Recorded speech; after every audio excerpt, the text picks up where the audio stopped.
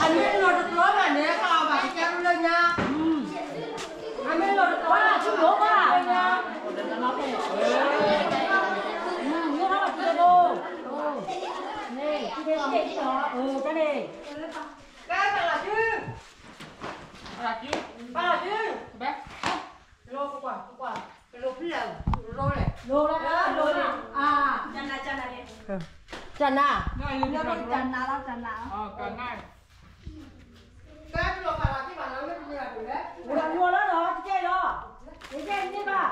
Đấy là cái bà cái gì đó, cái bà đó. Nghe bảo. Cả đứa nhớ. Ngay hai cái khác là cái là đó. Hai cái khác là cái là đó. Itu loh, apa talan deh bukan ini. Hai cái khác là cái là đó. Hai cái khác cái đó nè. Hai cái khác cái đó là quả là mết. Nó coi nhá. Nó baga, nó lấy cái cuốn này. Apa tuh ya? Aku kan punya anak kiri nó.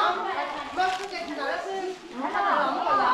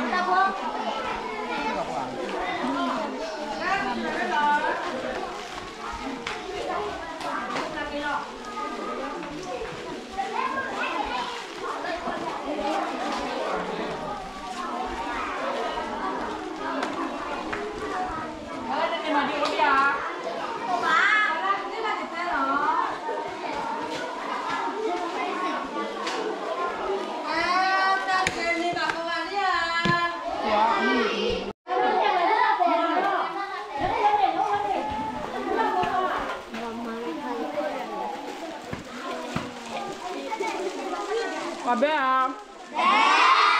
Nó đồ lừa cho bé. Bé à? Bé ở lì à? Để tít là bé à là?